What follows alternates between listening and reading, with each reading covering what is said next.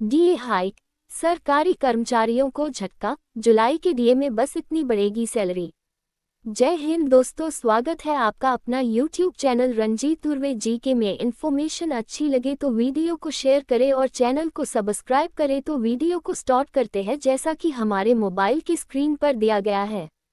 7th पे commission, केंद्र सरकार के कर्मचारियों के लिए हाल ही में एक अपडेट जारी किया गया है। ये अपडेट कर्मचारियों के डीए से जुड़ा है। सरकार द्वारा जारी किए गए इस अपडेट की वजह से कर्मचारियों को एक बड़ा झटका लगा है। हाल ही में सामने आए नए आंकड़ों से यह कंफर्म हो गया है कि जुलाई महीने में डीए में कितनी बढ़ोतरी होगी। चलिए नीचे खबर में जानते हैं। HR breaking news, DA hike update.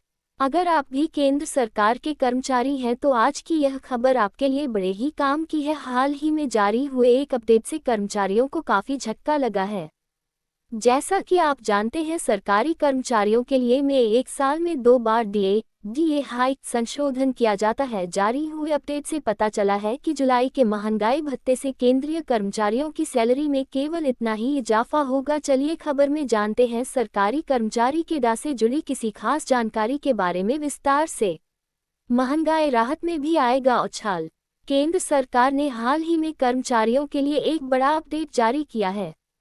इस अपडेट की वजह से लगभग 1.2 करोड़ केंद्रीय कर्मचारियों और पेंशनर्स के महंगाई भत्ते, डियर्नेस अलाउंस और महंगाई राहत डॉक्टर में 2% तक की बढ़ोतरी कर दी गई है। इसमें कर्मचारियों के लिए 55% डीए को बढ़ाने की घोषणा की गई थी। डीए में आएगा इतना उछाल। ये 2% डीए हाइक अपडेट बढ़ोतरी पिछले 78 महीनों में सबसे कम था। हालांकि इस कैलेंडर ईयर 2025 के पहले 3 महीनों में महंगाई में और गिरावट की उम्मीद लगाई जा रही है। अगले डीए संशोधन में केंद्रीय कर्मचारियों की बेसिक सैलरी हाइक अपडेट में 2% से कम या यहां तक कि 0% तक की बढ़ोतरी की जा सकती है। डीए में अच्छी बढ़ोतरी के आसार। केंद्र सरकार अब करोड़ों कर्मचारियों और पेंशनभोगियों को और निराशा का सामना करना पड़ सकता है। जुलाई-दिसंबर 2025 के साइकिल में अपने महंगाई भत्ते में अच्छी बढ़ोतरी की उम्मीद लगाई जा रही है। तकनीकी रूप से ये 7वें वेतन आयोग 7th पे कमीशन में अंतिम डीए संशोधन किया जा सकता है। इस साल 31 दिसंबर को अपना 10 साल का कार्यकाल पूरा किया जा सकता है। जानिए क्या है महंगाई भत्ता। महंगाई भत्ता एक प्रकार का cost of living adjustment allowance होता है जो कि केंद्र और राज्य सरकार के कर्मचारियों और पेंशनर्स को बढ़ती महंगाई के असर को कम कर देता है। जानकारी के लिए बता दें कि केंद्र सरकार द्वारा साल में 2 बार डीए अपडेट को संशोधित किया जाता है। इसमें से पहली बढ़ोतरी जनवरी माह में की जाती है, वहीं जुलाई में दूसरी बढ़ोतरी की जाती है। साल की पहली बढ़ोतरी आमतौर पर मार्च में घोषित की जाती है और दूसरी हर साल अक्टूबर या फिर नवंबर में घोषित की जाती है। AICPIIW के अंकों में आई गिरावट। 2025 के पहले 2 महीनों के लिए all India consumer price index AICPIIW के आंकड़ों में गिरावट देखने को मिल रही है। इसकी वजह से जुलाई-दिसंबर 2025 के लिए डीए बढ़ोतरी को कम किया जा सकता है। AICPIIW कर्मचारियों के डा बढ़ोतरी का कैलकुलेशन करने के लिए एक महत्वपूर्ण मीट्रिक होता है। इस बार हो सकती है इतनी बढ़ोतरी। इस वजह से अब जब हमारे पास इस साल के पहले 2 महीनों के लिए AICPIIW डेटा है और अगर गिरावट का सिलसिला अगले 4 महीनों तक जारी रहने वाला है, इसकी वजह से सुनिश्चित किया जा रहा है केंद्रीय कर्मचारियों और सेवानिवृत्त लोगों को 2% से कम डीए बढ़ोतरी या यहां तक कि 0% हाइक के साथ समझौता करना पड़ सकता है।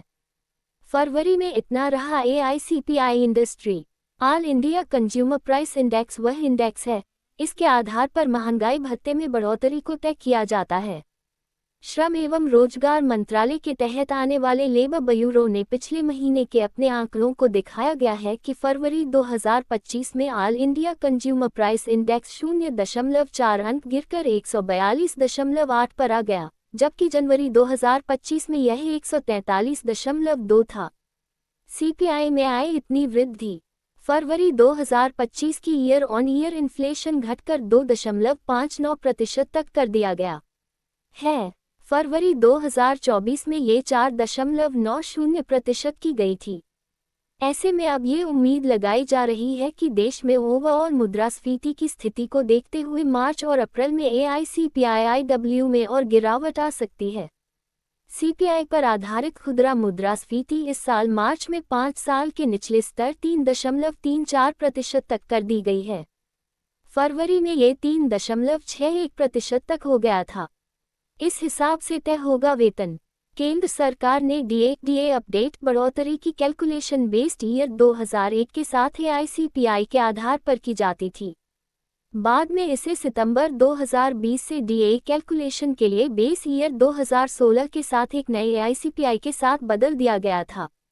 DA पिछले 12 महीनों के लिए CPIIW बेस 2016 100 का एवरेज बाय 2.88 261.4 तारांकन 100 261.4 AICPI पिछले 12 महीनों का एवरेज कंज्यूमर प्राइस इंडेक्स के आधार पर तय किया जाता है।